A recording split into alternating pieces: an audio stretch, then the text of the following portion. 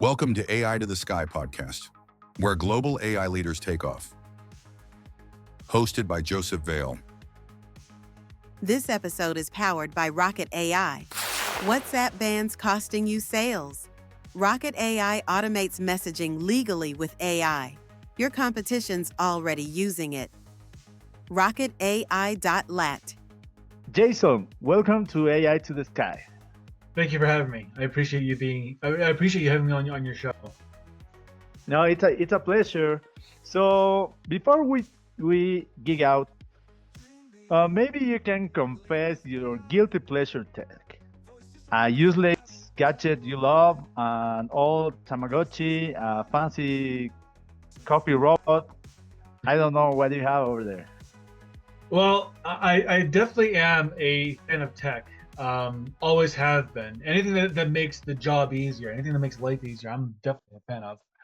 And knowing that you can't do everything yourself and being able to automate certain tasks, especially the ones that just take up your time so you can focus on really what you want to be doing, I think is great. So yeah, I use timers for gardening, so I don't have to do that. I use AI tech in order to be able to write proposals, scripts, even entire marketing plans or coaching systems.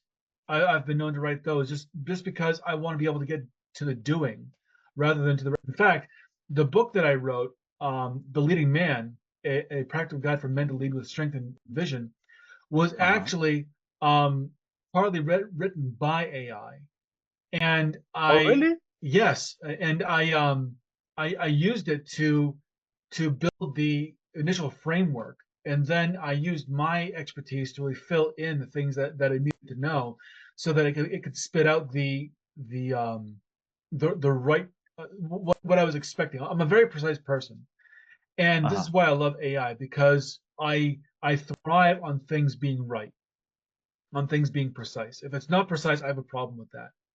So when I was able to write my book, I, my own personal creativity, I find gets limited by my analysis, sometimes analysis paralysis. So being able to outsource some of the thinking or some of the brainstorming to AI was an absolute gem, and has been so resourceful in so many different ways. Oh, great. That sounds really, really interesting. So you said most companies treat customers like spreadsheet numbers, like ice cold. Mhm. When you started Relatem, was there a rage moment, like seeing a tech ruin a human connection and thinking, something like that? Well, it wasn't so much tech that was ruining it; it was people that were ruining it. They were more focused. They were focused on the wrong thing. They were focused on how people are seen as commodities rather than as people. I think that in business we've kind of lost the idea of actually treating people as people, and we see them as either um, pawns to fulfill an objective or obstacles to what we want to get. Either way, it creates a disconnect between each other. You look at business that say you have to be a team player, when what they're really saying is, I need you to be okay with being exploited even more than what you already are, and it's wrong. These kinds of things are wrong. So my passion is helping teams really understand how to talk to each other again, because this is the thing that's really destroying businesses. They are becoming less productive. They're having worse outcomes with their teams. They're having lower retention rates, and they're having complete breakdown in processes because people are being seen as commodities rather than as being useful, not just assets, but as people who can really help to build a culture, build something that's way more than just the business or the revenue. Yes, you're right. You're right because AI is changing everything. And as you told me before we start this conversation, uh, let me ask you, what do you think about AI? What do you think about the disruption that it's creating? And maybe I see in some countries that they are not seeing that. I think they are kind of blind. They don't believe that it's going to change the whole rules. Not only that, but I think that some businesses are so married to the way that they're doing things that they don't see the writing on the wall. They're using AI. AI is a fantastic tool. AI is a revolution in the digital industry, and it is as big of a revolution as Frank Kern and Ryan Deiss were at the end of the 1990s, beginning of the 2000s, when they took persuasion marketing and turned it into digital marketing. It's probably actually probably more of a disruption and a revolutionary architect than that. And that's saying something, because we're talking about some powerhouses who made great strides in changing the way that marketing was done. And then everyone followed suit. Now everyone does it. But AI is going to be taking all that over. Basically, if you run a business that focuses on processes, on data, on rules, and on routines, it's going to be taken over. And the marketing industry has been largely reduced down exactly to that, to routines, to scripts, to processes, to automation. And 95% of that is going to be outsourced or is going to be taken over by AI. And this is not just me saying this. Sam Altman, who is the CEO of OpenAI, has said exactly that. 95% of the marketing tasks are going to be taken over. In fact, Meta, Mark Zuckerberg said on an interview with The Verge that he expects that AI is going to replace all marketers, that all a business has to do is connect a bank account and then tell the AI marketing bots what it wants. It will find the audience, it will create all the creatives, and then it will manage the ad spend at an optimized way. And all the companies have to do is be able to read the data that it spits out. That's it. In fact, I mentioned Ryan Deiss before. He ran a company for close to 20 years, probably even more than that, called Digital Marketer. And this was a company that was dedicated to teaching people how to market better, how to have the certificates necessary for companies to be able to have assurance that the people that they're hiring as their marketers were going to be able to help their businesses grow, and thus the marketing agencies were able to grow as well. It's a win-win. Well, recently, just this year, probably no, 2 months ago, Ryan Deiss decided he was going to fold up the company, completely shut the entire industry down like that. And he Why? created. You know why? I know exactly why. I know exactly why.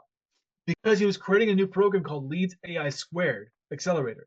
And this is a way for AI to be able to maximize the lead capture process, being able to maximize leads coming in and turn them so that people can turn them into customers.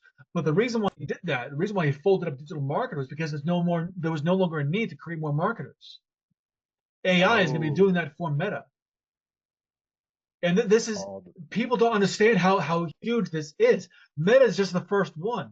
LinkedIn is going to take that. TikTok is going to take that. Of course. Everyone is going to go on with that, which means that marketing is going to change dramatically. The idea of marketers running funnels, running ads, creating nurture campaigns, creating landing pages, and all that is going to be gone. It's going to be absolutely gone.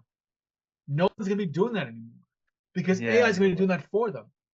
So what's left? The marketing industry is going to be gutted, completely and absolutely gutted, which means that marketers have to be willing to pivot. They have to be willing to do something else. So and nobody's it's taking care of that seriously.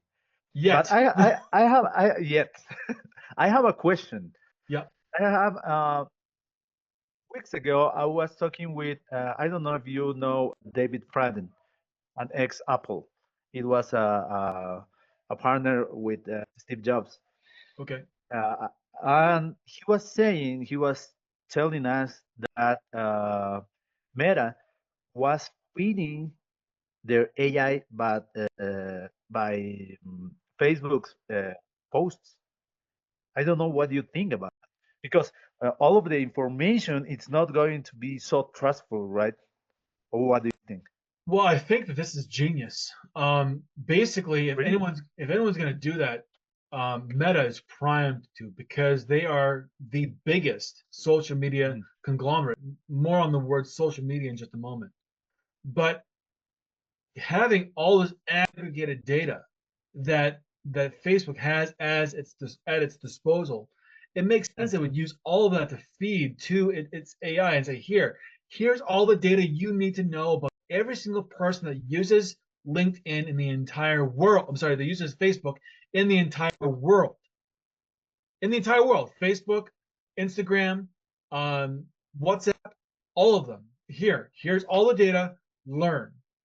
It's perfect. Basically, you've got a self-contained model of everything that anybody's ever done, has ever been interested, has ever liked, has ever engaged with, has ever shared, has ever posted, all the ads that have been run, everything. It can feed to its AI. How fast do you think that AI is going to learn? Yeah, of course. No, it's going to be massive, right? Absolutely. And so do I think that it's untrustworthy? I don't know. That remains to be seen.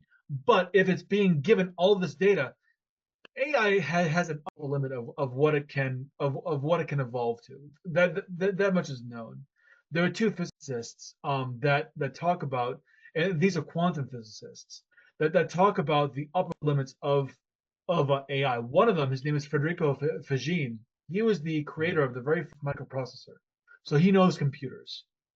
And he basically said that there's no way for computers to actually gain human level consciousness because they're basically just computational models.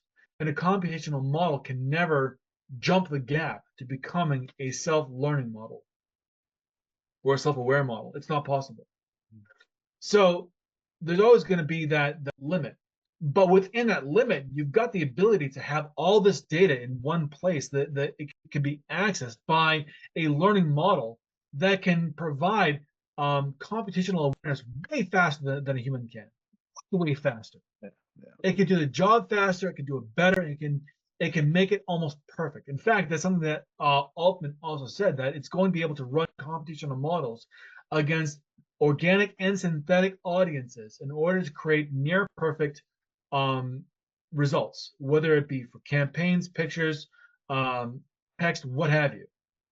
So we're not just talking about marketers that are going to be affected by this.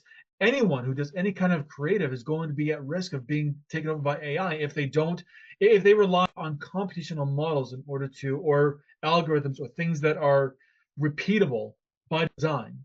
They're going to be able to be easily swept up by AI. Reality that it's coming soon. And let me ask you, what do you think about the evolution that it's coming with AI, also automation? Because we are seeing that automation is coming way roughly because I don't know. I use Make to do some automations. Now there's NAN and many other automation tools that are becoming now agents. What do you think about that evolution? Do you think it's going to overwhelm everybody? Well, this is part of the process. This is part of the taking over of the marketing jobs. It's all part of it. I thought it was going to be 5 years, because that's what Sam Altman was taking. AGI, artificial general intelligence, is going to take about 5 years to create. He said that as in past, it could be more, it could be less. Who knows? I think we're going to see that within 3 years, 3 to 4 years. Honestly, I think that the way that things are progressing, we're going to see a serious pinch within this industry. So one thing that I have been working on is I have been working on what the solution is for marketers, because as AI begins to take all this over, there needs to be something in place before the takeover happens that is going to allow them to continue their livelihood, or else they just have to find a new job. And a lot of marketers have made millions, tens of millions, hundreds of millions on the way that the things are done right now. They're not going to willingly give that up. So the change that I'm seeing, that I've been helping to create, is helping marketers shift from the doing to the understanding and the leading. Being able to lead markets by understanding what the emotional topography is within a marketing industry, and then be able to understand where it's going and then anticipate that and create um, opportunities for that. So instead of just creating the creatives, going to be focusing on how to better guide AI to build what it needs to build. Because the one thing AI will never understand is the dynamic of human emotion. When AI controls motion, who's really in charge? The algorithm, the engineer, or the machine itself? What do you think? When AI controls what? When AI controls motion, Controls motion. Um, mhm, what do you so think? the one in charge is always going to be the human because the AI needs some kind of input to understand what it's supposed to do next. This is what I mean. The gap is it will never be able to anticipate what it needs to do next. It will always be an understanding of what the input is and what the output is expected to do. It's a computational model. Everybody thinks that AI is taking over everything and it's going to replace humans. But as you said, and as I know, it's not like that. It's going AI always have to be supervised by a human because it's we are the ones that we created it, right? And we AI depends on us in some fields. So the human being is not going to be a part of this. What do you think? I think that if AI were ever given any kind of autonomy, it would destroy everything, including itself.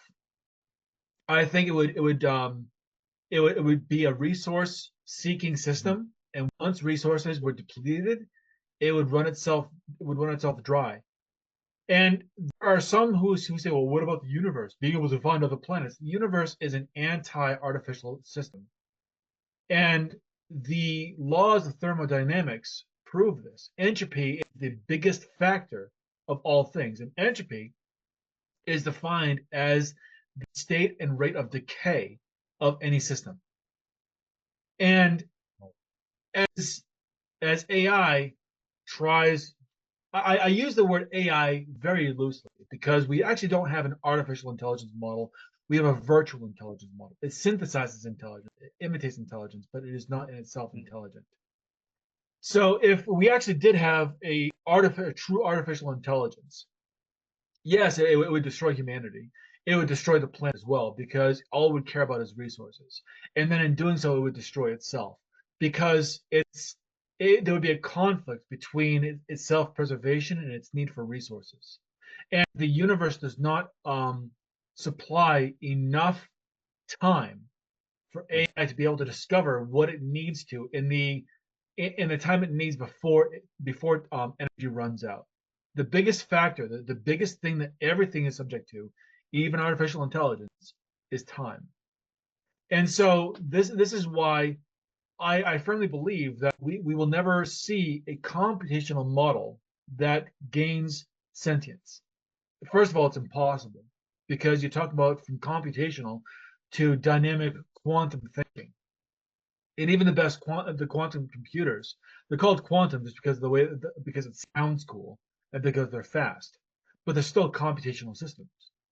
There's no way of being able to make that gap because um, reality and consciousness are both as Sir Roger Penrose, who's a Nobel laureate in the field of quantum physics, has stated that um, it's consciousness is a part of reality.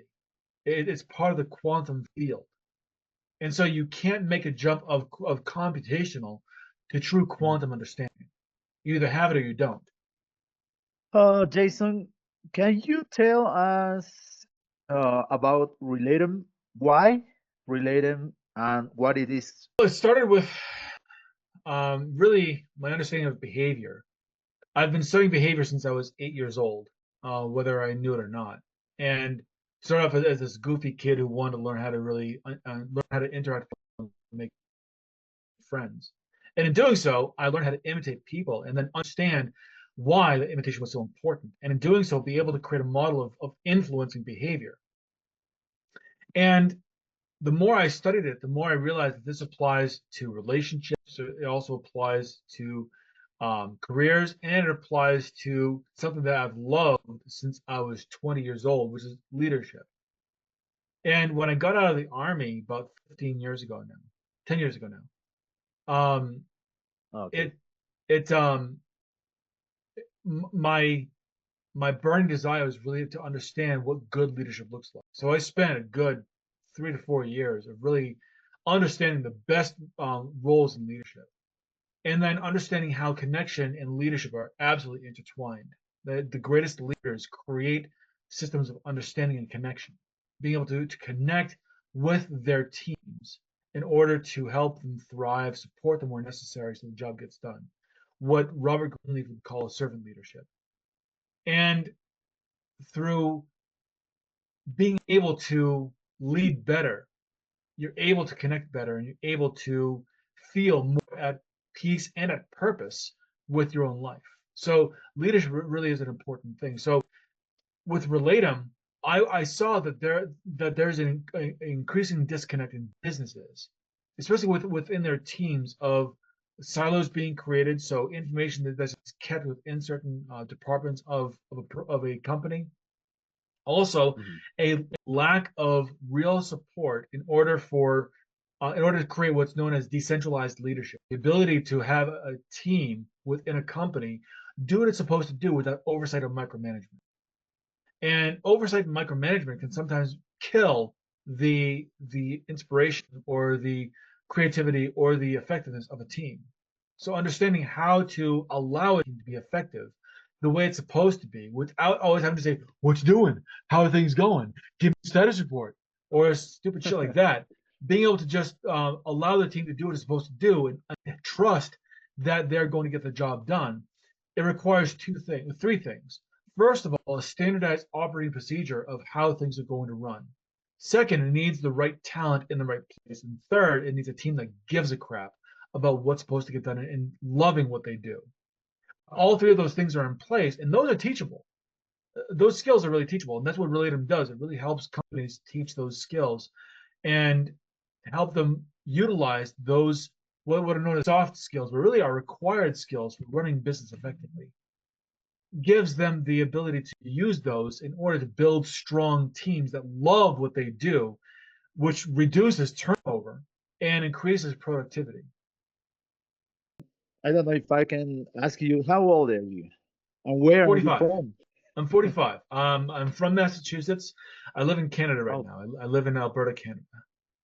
okay. That's good to know. So, with your experience, you were in the army, you Mhm. were a tech um, fan, and I think you live for tech or something like that. Can you give an advice for all people, let's say that 50 and more? And can we give an advice to the young people that is going through this experience of AI and everything? I don't know if you can give them an advice, what they should learn now, how, and what maybe are the next steps? Sure. The advice that I would give for both age groups is the exact same. Regardless of the technology that's around, regardless of the opportunities that are there, regardless of what you're doing, how you're thinking, how you are behaving, understand that human connection is the most powerful currency that you will ever have in your entire life. And the more you focus on connection, on creating trust, on creating positive relationships that provide a sense of purpose, a sense of well being, and a sense of being able to move forward, and knowing that you can't do it alone. So create the community of trust that you need in order to move forward with others. By understanding that, you will always go way farther than technology can ever keep up with. In fact, it will be the leading indicator, the thing that actually leads ahead of any technology, making technology have to catch up to you, but always being at your tail. When you can do that, regardless of where you are, what you're doing, what's around you, whatever, you will always be at the forefront of creating the best success for your life and the lives of those around you. which tools do you think are going to be the most wanted, or maybe the most with the most success to learn it? So the first one is always going to be open AI. They are first to market, and being first matters. So they're Hmm. always going to be Yeah. at the forefront of everything that happens with AI. So ChatGPT is going to be around forever. I think it is going to be the one sustainable model that beats out everyone Mhm. else.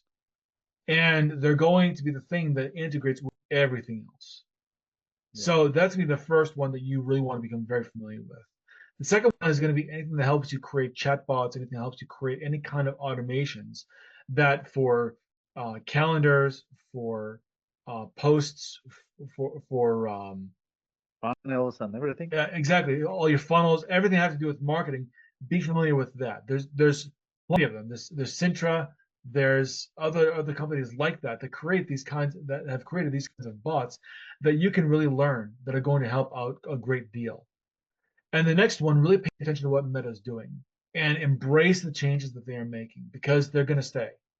These are not Yeah. changes that are going to be a fad. These are changes that are going to be here until the next revolution, whenever that occurs. May not even be in our lifetime because this revolution is so huge that it's happening right Mhm. now that it is going to define the way that which we see our future in a way that we've never imagined. So it's important to really be Okay. able, it's important to focus on creating the relationships, pay attention to AI, especially ChatGPT, I mean, pay attention to the ability to create bots or get in line with those who have created bots. Pay attention to what Meta's doing and enjoy the ride. You can't fight it. If you try, you're going to lose. Get with the program, but also don't be a slave to the program. Okay. Great advice. Thank you so much for that. And one question that I have that it comes to my mind right now is, you know something about CEO, right? Or SEO. Sorry. Yeah, a little bit. What do you think is going to happen with SEO?